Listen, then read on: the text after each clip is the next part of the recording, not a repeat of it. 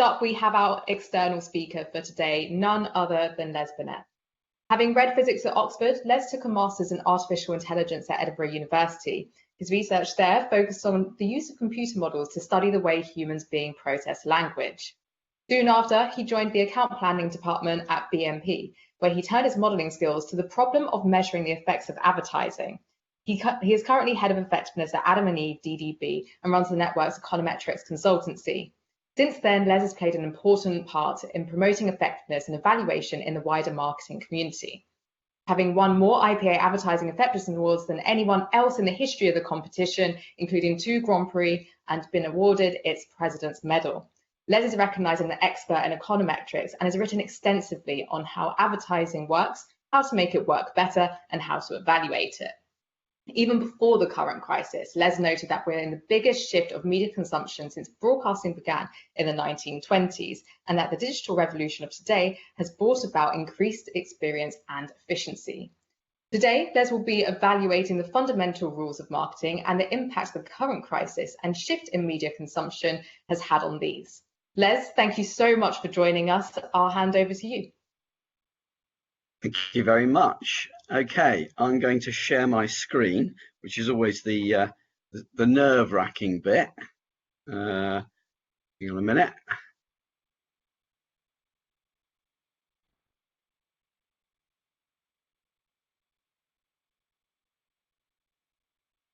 Moment.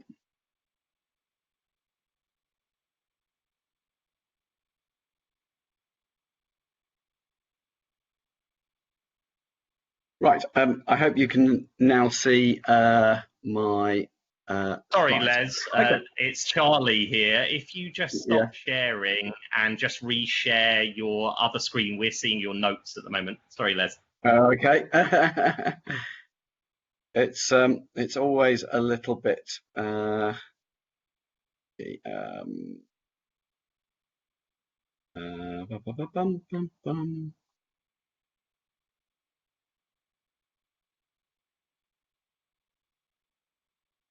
What are you seeing at the moment? Seeing your presentation. So if you hit present mode, hopefully we'll see the first slide. Yep.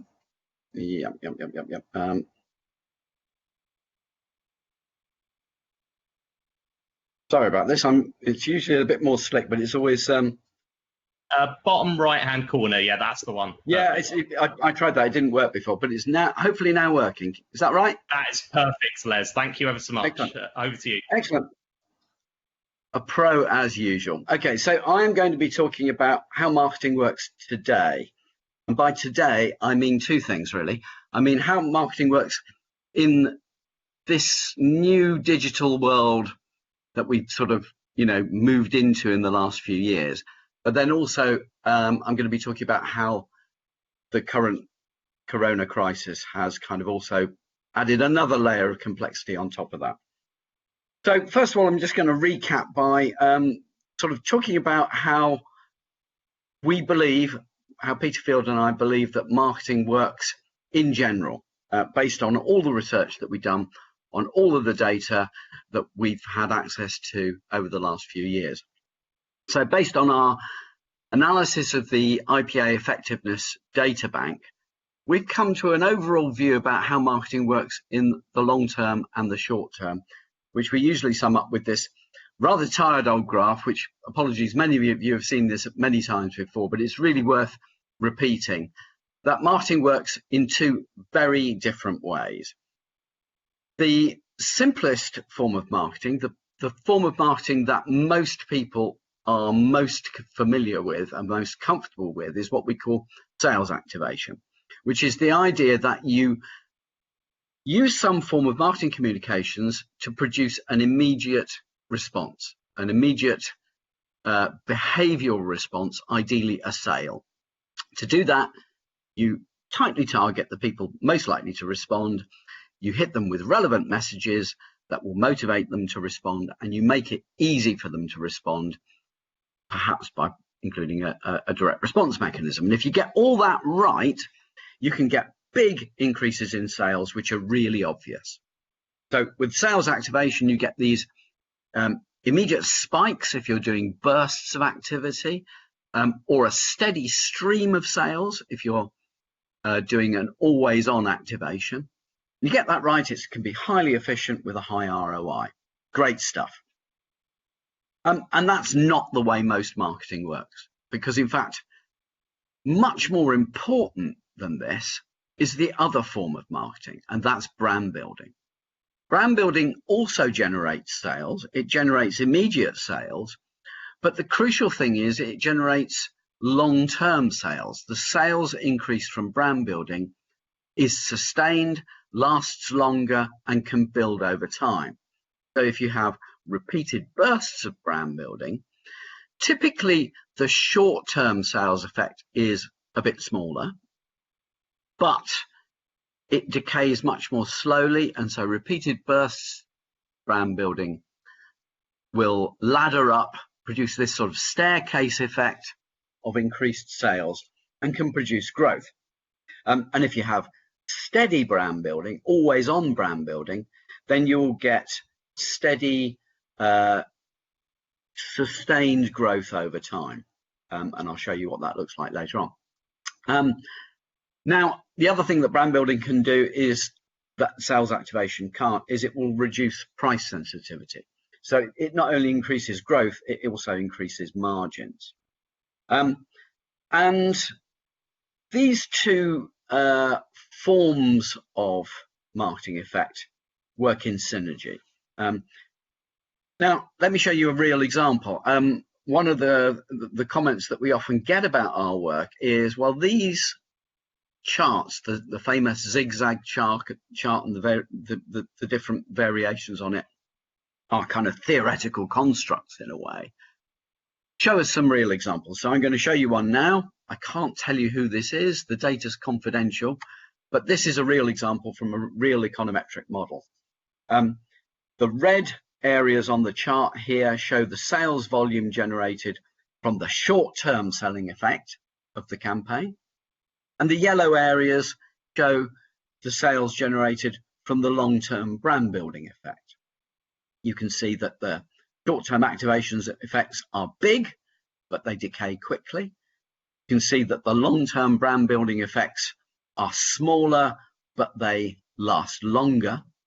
And if you look at the area on the penultimate burst here, if you do the calculations, you find, surprise, surprise, about 60% of the sales comes in the yellow area, the brand building effect, and about 40% comes from the red area, the activation effect.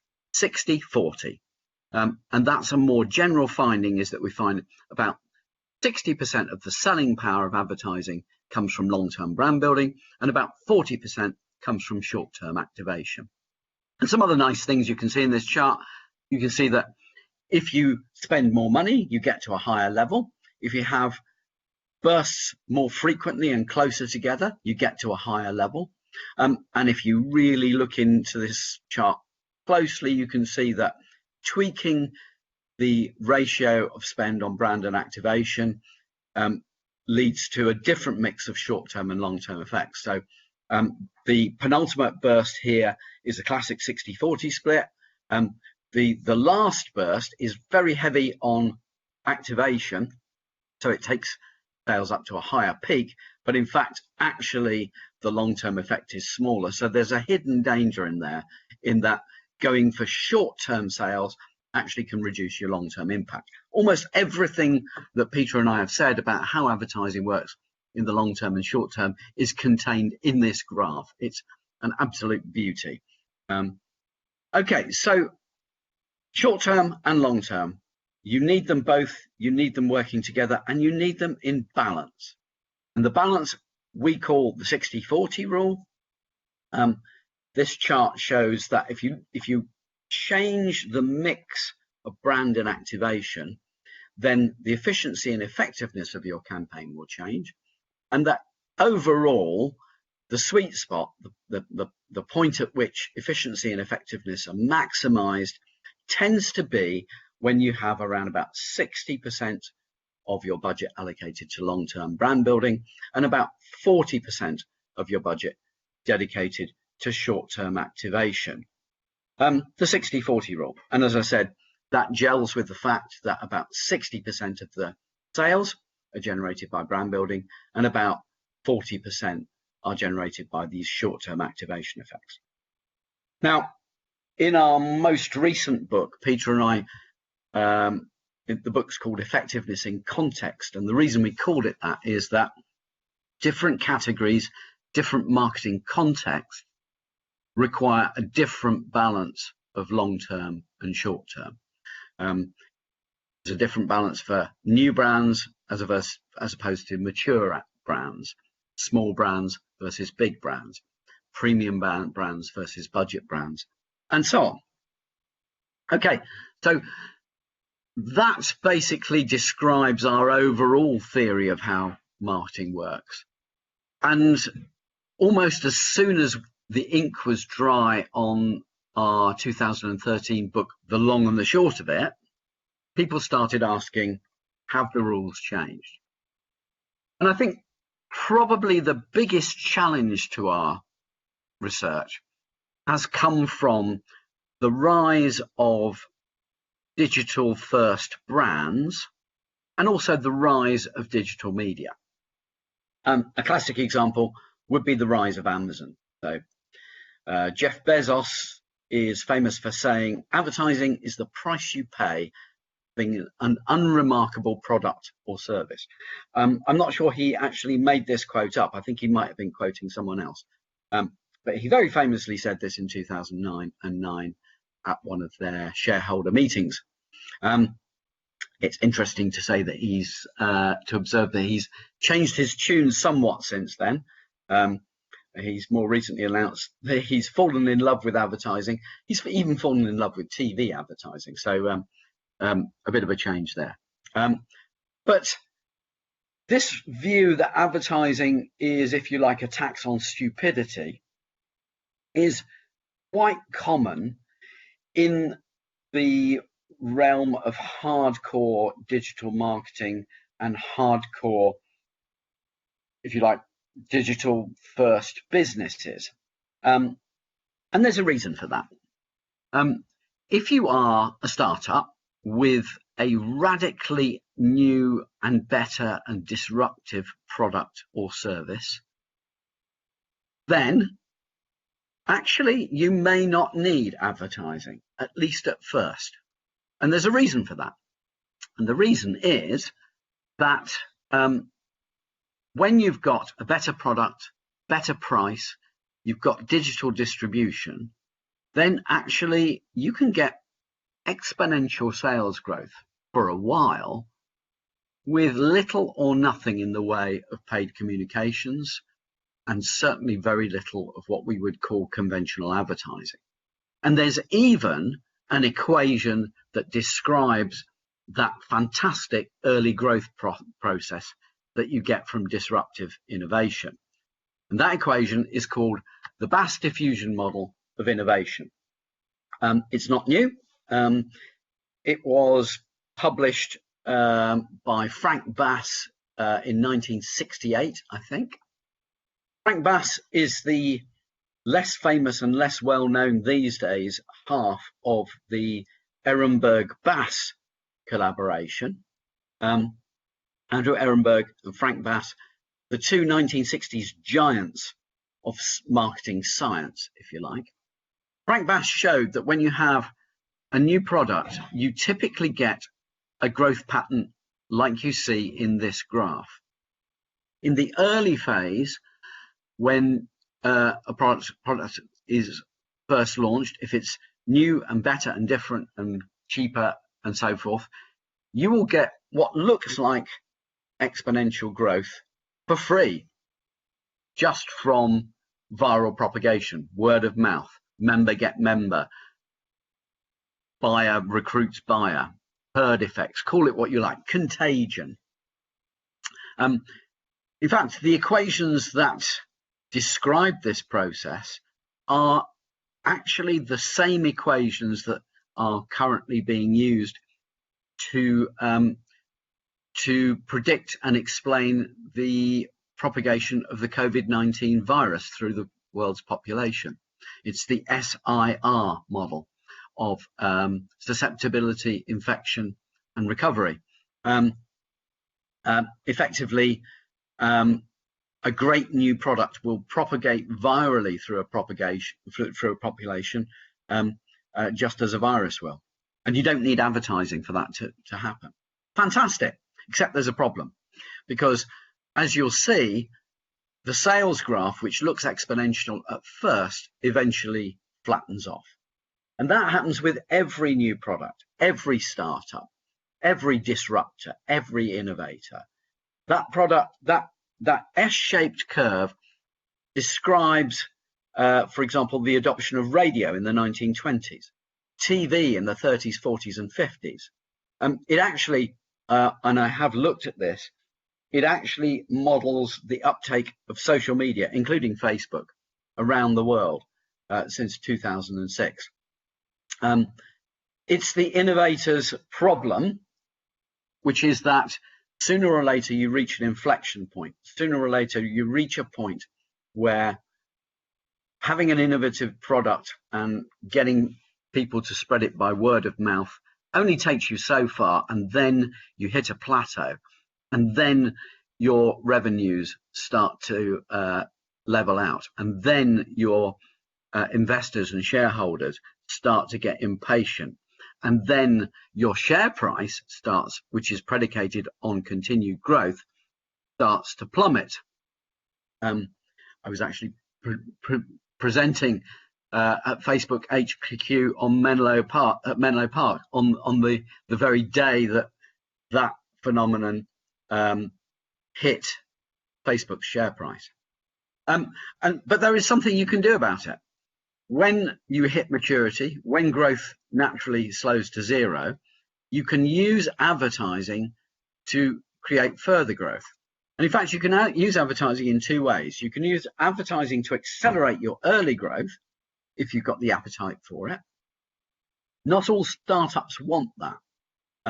Some startups want to grow slowly and organically because they're finding their way, they're building their production capabilities, they're learning and growing at the same time. But some startups require massive growth early on. If you've built a massive factory and you need to fill your supply chain pipeline from day zero, you may want to use advertising to get growth as quickly as possible. And what advertising can do is not just to support that early growth, but it becomes increasingly necessary to maintain growth as you hit maturity and as growth slows down. So this is why the Amazons and Facebooks and Ubers of this world are all now increasingly using advertising as a way to maintain growth, now that the low-hanging fruit that you get through innovation is exhausted. Now, a little sort of subnote on this, I believe that this pattern is being replicated right now as businesses restart in the wake of lockdown. Many businesses effectively had to shut down more or less during lockdown, during the pandemic, and now find themselves restarting. So I think it's possible that the rules for startups can be applied to businesses that are starting up again. And that is to say, if you're a business that needs rapid growth now, you're open again at full capacity and you want to get very quickly back to full demand, then you may want to use the full force of advertising to restart your business now. But if you're a business which is unlocking slowly, can only gradually get back to full capacity due to perhaps social distancing rules, you may only want to turn advertising back on slowly. And if you're a business that has been able to function normally throughout the whole of the pandemic, then continue advertising as normal right now. So 3 very different budget scenarios for businesses in different situations based on the supply restrictions that they faced during the pandemic. Now, another rule that may be useful to apply to businesses is to look at how that, what we call the 60-40 rule, varies depending on maturity and growth. What we find is that for startups in the early phase of their launch, if they do advertise, actually they want to go activation heavy. So, you know, if you're a little online business starting for the first time, you can use the BAS diffusion model to use relatively small budgets and tilt it towards activation. So actually going activation heavy, 65-35 in the first year. So for a little, you know, online business, low budget and probably going heavy on digital activation, not so much brand. But then as you mature and grow, you want to tilt increasingly towards brand. So by the time you reach maturity, 60-40 brand to activation. And if you're a really big, mature leader brand that dominates your category, you may want to go even higher, or more like 70-30 brand to activation. And I think this rule of tilting towards brand as you grow is probably right as brands restart after lockdown. So as you come out of lockdown, restarting your business, the first thing to do is a bit of that activation just to tell people you're back in business. But as things get back to normal, increasingly returning to the classic 60-40 brand activation split. Okay, another rule is that as you mature and grow, pricing strategy affects your brand activation split. So if you're aiming for the sort of value end of the market, you may want to go a little bit heavier on activation. As you move towards the premium end of the market, you want to dial up the brand slightly. And again, for brands in recession, this may be highly relevant. If your strategy for coping with the recession is to slash your prices and capitalize on the fact that people haven't got so much money to spend and go for the budget end of the market, you may want to tilt a little bit towards activation. But if you're a premium brand that's desperate to maintain your price premium during these tough times, you're going to have to double down on brand to do that, because only brand building can support higher prices. And then the third important aspect of the context that we need to think about in the current environment is, how do digital brands behave differently from bricks and mortar brands, for example? And what we find is that digital brands do need a different mix. This context is slightly different, but it's not the way you might think it is.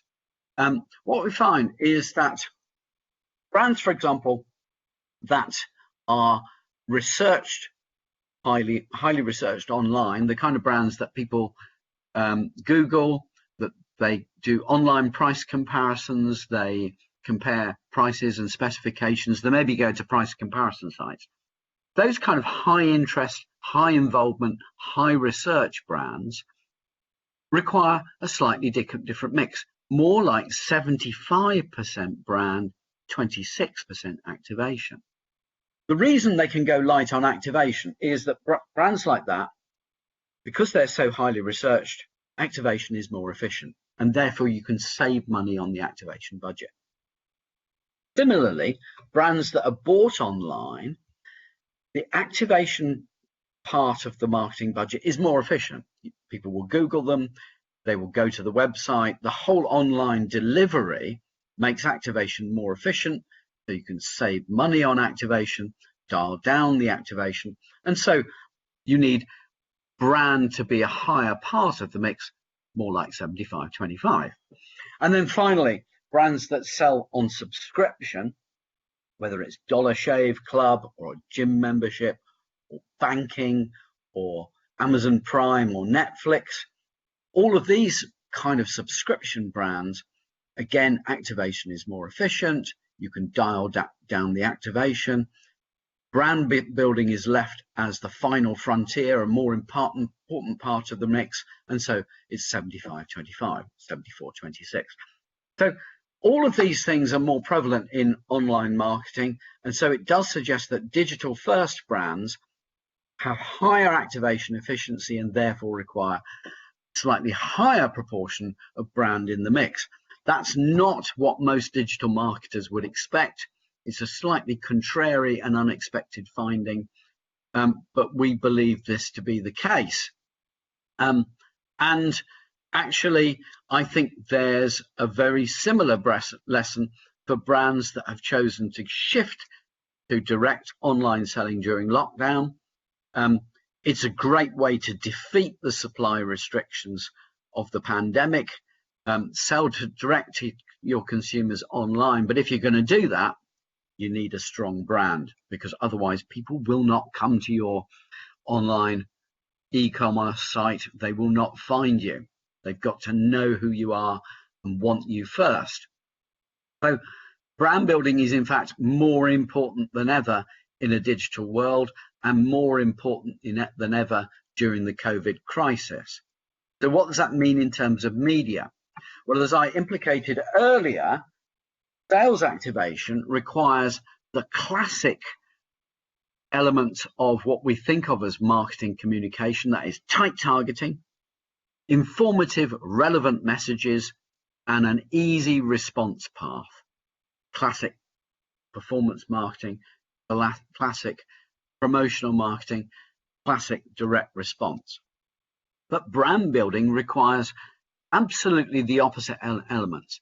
It requires broad reach rather than tight targeting. It requires emotional involvement rather than relevant messages. And it requires long-term memories to be recreated rather than immediate behavioral responses. So the elements are equal and opposite. Think about reach versus targeting. If you're doing activation, you want tight targeting. Talking to existing customers or people who you already have a relationship with in some form is likely to give you the most efficient response. Talking to non-customers is a hard job. It's much harder to do activation with people if they're not already warm to you. Whereas for brand building is hard to do with existing customers, because existing customers mostly take their brand cues from their use of the product or service. It's a bit easier to do brand building with people who don't know you, in a sense, because anything you say will make a difference. I mean, in fact, the best brand building works by talking to everyone in the category. Broad reach is the key to brand building. So it's really important to get that balance between reach for effectiveness of brand building and targeting for efficiency of activation. And to do that, you need to understand the media landscape. This is data from the most recent wave of touch points. The only study I know of in the whole world, in fact, that gives media consumption data for all media on a like-for-like basis. In that respect, the UK, I think, is really fortunate compared to the rest of the world.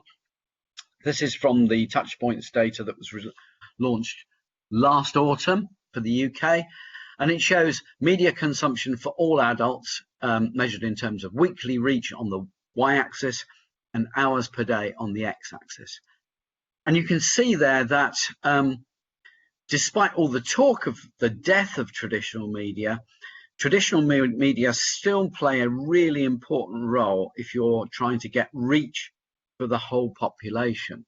So looking at all adults, nothing beats outdoor and TV for getting broad reach across the whole population. TV consumption still hovering there at 3.25 hours a day last year, and during lockdown, as you'll know, TV viewing went up because people were at home more. Outdoor, massively important in general, Slightly less so, of course, during lockdown, when people were, particularly during the hard phase of lockdown, when people were at home. Radio is still very important, but what we can see bubbling under there, social media and online channels in general, functional use of the internet, really important as well. Now, of course, the devil is in the detail here, as you'll know. Many of you are media planners, so you won't really need telling that while this is true for the population as a whole, it's really different for different groups. So, for example, if you're trying to reach younger audiences, the picture looks like this. So much less TV consumption, as you'll know, much more consumption of social media. Outdoor is the channel with the under normal circumstances, at least, still the channel with the broadest reach and the biggest exposure. But of course, during lockdown, that will not have been true so much. So social media, really, really important for these younger audiences. And as you'll also know, that keeps growing and it keeps growing and it keeps growing. And of course, Facebook is the one with the broadest reach. Now, I won't bore you with the patterns for baby boomers and all other older audiences, but they're the flip side of this. Less internet consumption, more consumption of traditional media. And so that means if you want to get reach for broad audiences, you really need to use both traditional and newer media working together. And here's a good example of this. So this is a campaign where we were actually trying to reach relatively young audiences, 16 to 34s, and we wanted to do so quickly and efficiently. This is a packaged goods brand, real data showing numbers of exposures for different media in the campaign, and also cost per exposure, which is a really important metric, of course. So for this particular brand, TV advertising was able to get really good broad reach. So was outdoor. And then the next most important contributor to reach was Facebook, paid advertising on Facebook. Now, in this particular campaign, the traditional media of TV and outdoor were really, really important in terms of effectiveness. But look at the efficiency metric, the cost per impression. Facebook coming in there at about half the cost per impression of TV, about half the cost per impression of outdoor. So maybe TV and outdoor were effective, but Facebook was much more efficient. And that combination of Facebook with these more traditional media was a great way of getting both efficiency and effectiveness. Notice also the difference between organic reach and paid reach on Facebook.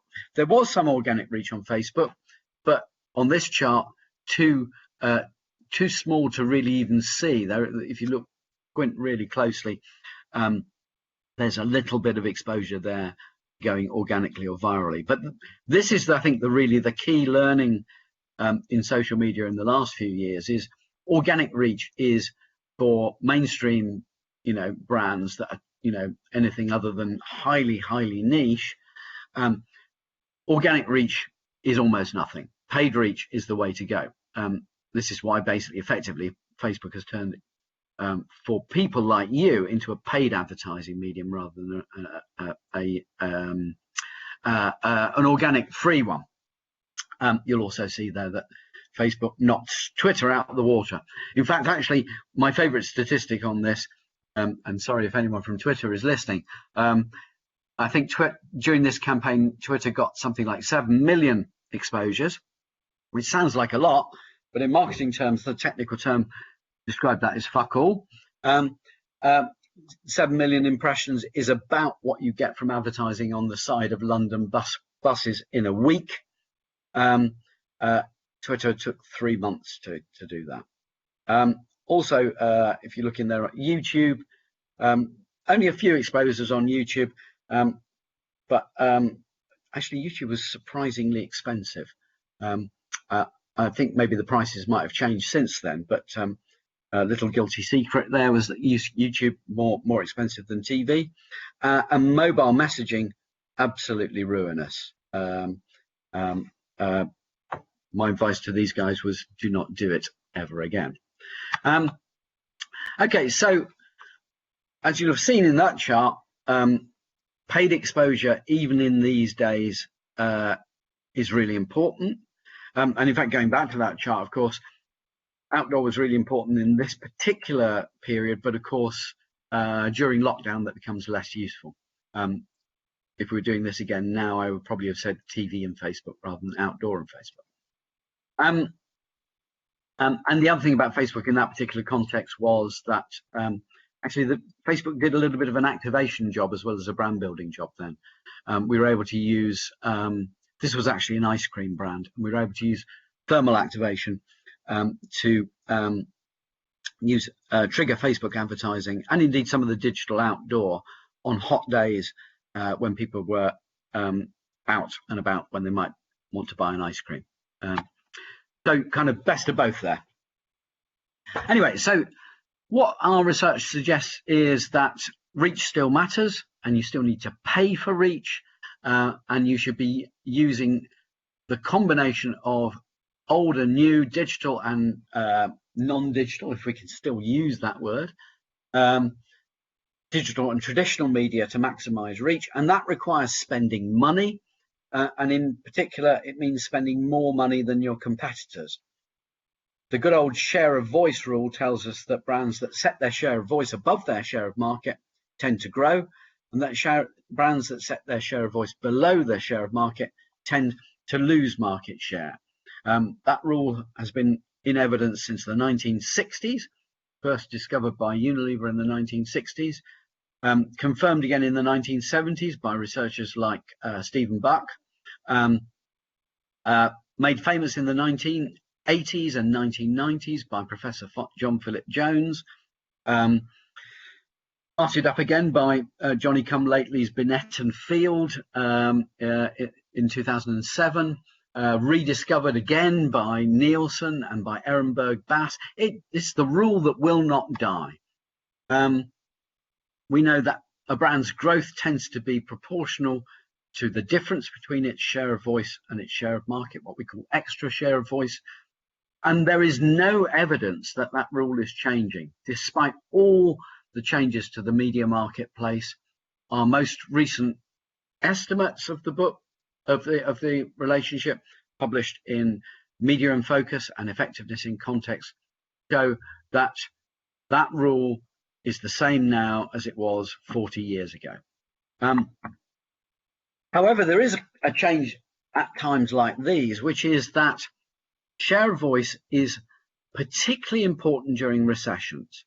Recessions are a cheap time to buy share of voice because media prices tend to collapse. We know that media prices at the moment are well below the norm because of the COVID crisis, and share of voice is often an easy thing to buy at a time like this.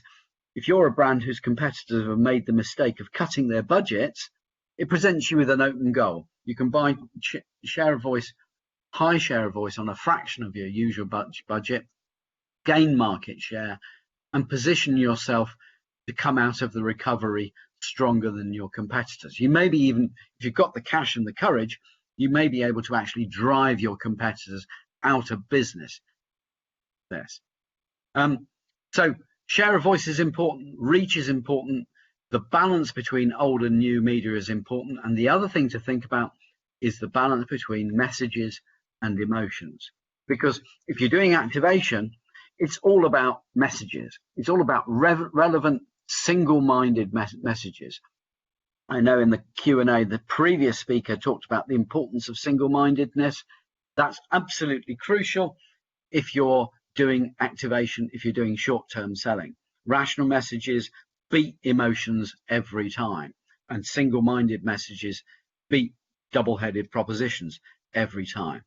That is not true for brand building. Brand building is about emotions, not messages.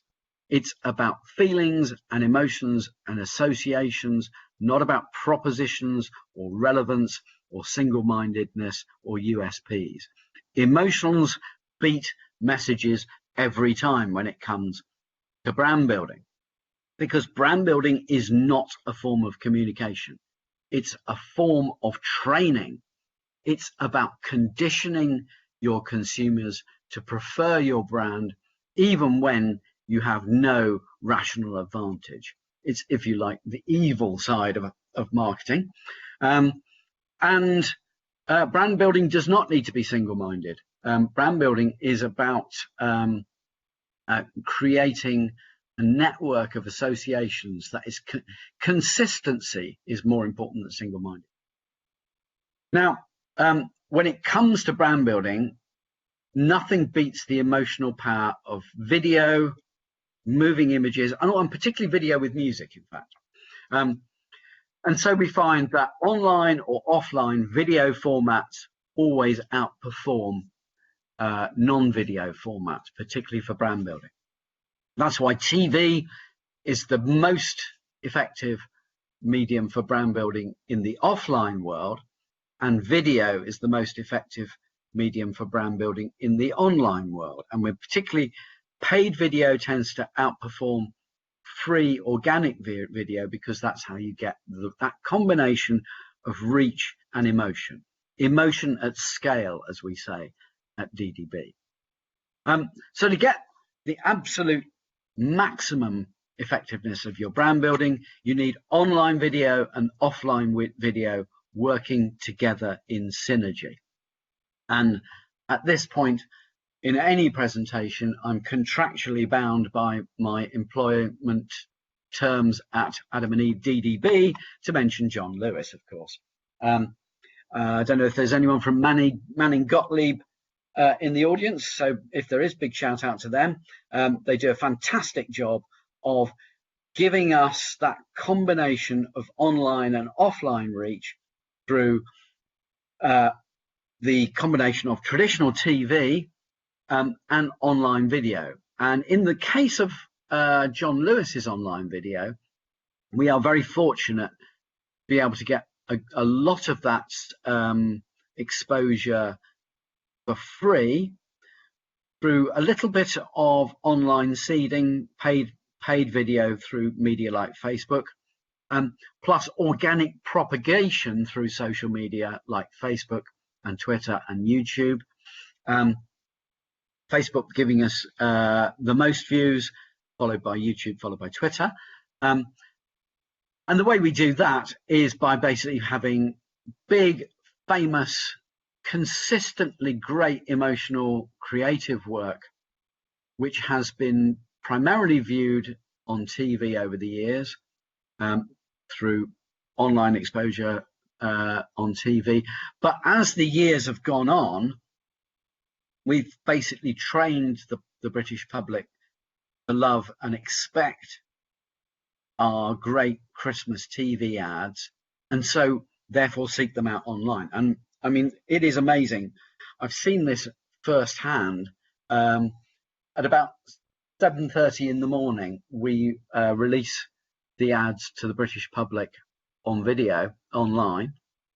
And I've actually seen this sitting with my daughter on the railway station at Tooting Overground at 7:30 in the morning, and seen a woman sitting crying into her mobile phone on the platform. And when I went up to her to see if she was okay, realised that she was crying because just seen the John Lewis Christmas ad for the first time on social media, and she was watching it online and was just going tweeting it and sharing it on Facebook and calling her friends to tell them about it.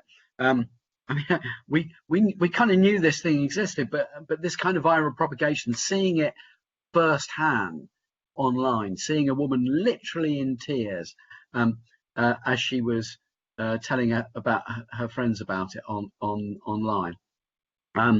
That is the power of great creative work, getting the reach through that combination of old and new media, and getting the amplification through social media, which generates huge sales in both the short term and the long term for John Lewis. Within 6 weeks, we get about 1 billion exposures for the campaign every Christmas. Within 6 weeks, we generate millions of pounds worth of sales. The campaign pays for itself about 10 or 11 times over within 6 weeks. That's a profit ROI of 10 or 11 to 1. Profit, not revenue. So short-term payback, short-term ROI, but also long-term brand building, with the sales getting higher and higher every year. And John Lewis's share of the department store market going higher and higher every year. Incidentally, that's the kind of ROI and the kind of efficiency that Amazon, which is effectively John Lewis's biggest competitor these days, Amazon would kill for. Amazon spent way more money every Christmas on Christmas advertising, using TV and outdoor and cinema and every medium that they can get their hands on, and Amazon still can't get the kind of awareness and the kind of efficiency that John Lewis gets every Christmas. So that, to me, is marketing effectiveness at its very best. Online and offline working in synergy together. So I believe that the fundamental rules of marketing haven't changed despite the digital revolution and despite the COVID crisis and despite successive recessions, the global financial crisis of 2008, the current COVID crisis. I don't think the fundamental rules change very much at all. What the digital revolution is doing is increasing efficiency, and what the COVID crisis is doing, I think, is speeding up the digital revolution. But even despite all that, budgets still matter. You still need paid communications. The share of voice rule is still intact. And I think that smart brands know that this, at a time like this, more than any other, they need to reinvest marketing communications, and particularly in brand building. And the crisis represents, for those firms whose cash flow is healthy and whose budgets still balance, for those firms, this is a fantastic buying opportunity. This is a cheap time to buy share of voice. This is a cheap time to buy market share. And this is a cheap time to, for some of you, maybe even to buy your competitors, to acquire them. And we see some of that going on at the moment. We see some market consolidation going on. There'll be more to come. But to do that well, brand and activation must balance. You need the right balance for your brand, in your category, in your context. Read Effectiveness in Context. We give you a ready reckoner that will help you to get that mix right. And to help get the mix right during the current crisis, you need to think about the ratio of supply to demand and about pricing strategy. If you want to know more about that, if you go to my YouTube page, you'll see links to my videos on coping with the COVID crisis and how to tweak the brand activation split to get things right as you go from lockdown to recession to recovery. And in all of this, use online and offline in synergy. It's not one or the other, use both in balance. I think this idea that somehow digital media make traditional media irrelevant is nonsense. TV didn't destroy radio. Radio didn't destroy posters. Facebook does not make TV irrelevant. Netflix does not make TV irrelevant. All of these things work together in synergy. And as media planners, your job is to navigate this stuff and advise your clients on the best mix. So don't throw the baby out with the bathwater. Learn how to use the full palette of new and old media together to paint the most colourful marketing picture that you can. Thank you.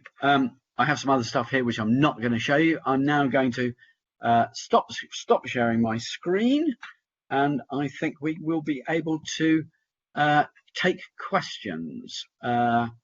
Yeah. That we will. Thank you so much, Les. The questions have been coming in thick and fast, and definitely some overall trends with the questions as well. So I tried my best to group them all into their various themes. The first one that's been most apparent amongst the questions is about this categorization around digital and offline brands. How do you kind of manage the 60-40 split in that transition? After all, with the likes of Amazon seeing FMCG brands becoming even more DTC and a lot more acquisitions, such as the Dollar Shave Club, occurring in those spaces, restaurants doing online ordering if we're thinking about local business as well. Yeah, okay, so this might be a slightly complicated answer, but it will, if you think about, for example, say a brand like Amazon, in its early days, Amazon didn't need to do much in the way of advertising at all. Bit of SEO, bit of paid search. And as it slowly evolved, the need for advertising became greater and gradually tilted towards brand. And these days, Amazon is becoming, for example, a heavy TV advertiser. I think they spent something like £75 million on TV advertising last year. So that tilt towards brand, gradually increasing the budget, and particularly increasing the brand budget as you grow, is a typical one for an online brand. As offline brands begin to move online, they will need to do some of the same stuff. They will need to balance their digital communications, for example, paid search, SEO, that sort of thing, with brand building that drives people to their website and drives people to wherever they can click on something. And that's going to require a mix of online, offline brand building. You could use Facebook for brand building. In fact, actually, you see quite a lot of this on Facebook. I do anyway. Little direct-to-consumer brands. I seem to be seeing a lot of Facebook ads for shirts at the moment. I don't know whether that's a comment on my poor attire. I don't know whether it's Facebook telling me I should dress better, but little direct-to-consumer brands that are effectively using Facebook as a combination of brand building and activation. Incidentally, I think I'm kind of wandering off piste here, but it strikes me that in many ways, Facebook advertising feels to me a bit like magazine advertising or press advertising, as it used to be. And that press is one of the few areas where it can do both brand building and activation fairly equally. You can have, direct response press, and you can have, glossy fashion ads in fashion magazines, which are pure brand. You can do both of those in social media, and of course you can then add the power of video. So it's rather similar in a way, and I've kind of wandered off the point there. Maybe another question. Always open to your thoughts. I guess then you make the point that a lot of digital media is behaving almost how traditional media has done, and as these platforms mature, that's definitely a pattern we're seeing with online video replicating TV. A lot of our social media feeds are littered with news content and publishers as well. So do you think that, especially in a digital heavy COVID world where we're seeing less outdoor advertising, we can make a stronger case in digital channels building brands? Yeah, well, I mean, the first part of your question, I think there was a time when everyone thought that digital media was so different and so new and the rules have changed and blah, blah, blah, blah, blah. No, they haven't. Because the way that marketing and advertising and media work is rooted in human psychology. They're rooted in what's inside our heads. And that bit of meat in there has not changed in about 1.5 million years. Our responses to marketing are rooted in our evolutionary psychology, and that stuff does not change. And so here's a little bit of a prediction. I think more and more as we go on, we understand that many of the things about new media are like things that we found in old media. And as we learn to do new media better, many new media will look more and more like old media. So over time, for instance, I think Facebook has begun to look, apologies if you find this offensive, but it looks much more like a kind of a newspaper or a magazine now than it used to. You scroll down through it in the way that you might flick through a magazine or a newspaper. If you look at Karen Nelson Field's work on how we consume video on and offline, then what it points to is, for example, that for example, getting people to watch online video to get maximize effectiveness, the more that you can make the video occupy more of the screen, the better. I've noticed, for example, that when you're watching YouTube on the TV, on a smart TV, as opposed to watching it on the phone, then you begin to consume it in a way which is much more passive and lean back, like watching TV. And so here's my prediction. In a few years' time, when you watch YouTube on the TV, it will look almost exactly like TV ads used to, like TV used to. And many of the newer media will begin to look more like some of the older media in some. So, and again, I've lost my thread. Your tangent is the most valuable of tangents, so thank you for those thoughts. And I guess with YouTube, obviously, kind of giving prominence to skippable ads, the fast and furious nature of social feeds as well. How effective do you think digital can be in building that emotional connection if, our brains and the psychology behind advertising has not really changed in the past decades and probably won't either? If digital is meaning kind of shorter attention, do you find that there's going to be perhaps a bit of a power struggle to create that emotional connection for brands? Yeah. Well, first of all, I'm very skeptical about anything that suggests that people's attention spans are getting shorter. Again, I think that's rooted in our biology. It doesn't change. I believe that there has been some research recently which just basically says there's no evidence that attention spans are changing. However, we've always multitasked. We've always divided our attention. In 1971.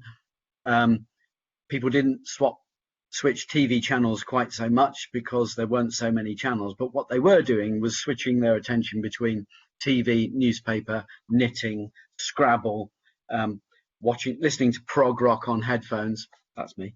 And chatting to each other. We've always divided our attention. However, there are some things about the mechanics of the way media work that require that attention needs to be built and captured in different ways. So, for example, if an ad is skippable, then it's really important that you get people's attention in the first few seconds. Whereas in the old days, when you could capture people's attention and hold their attention and force their attention, you could build up attention more slowly.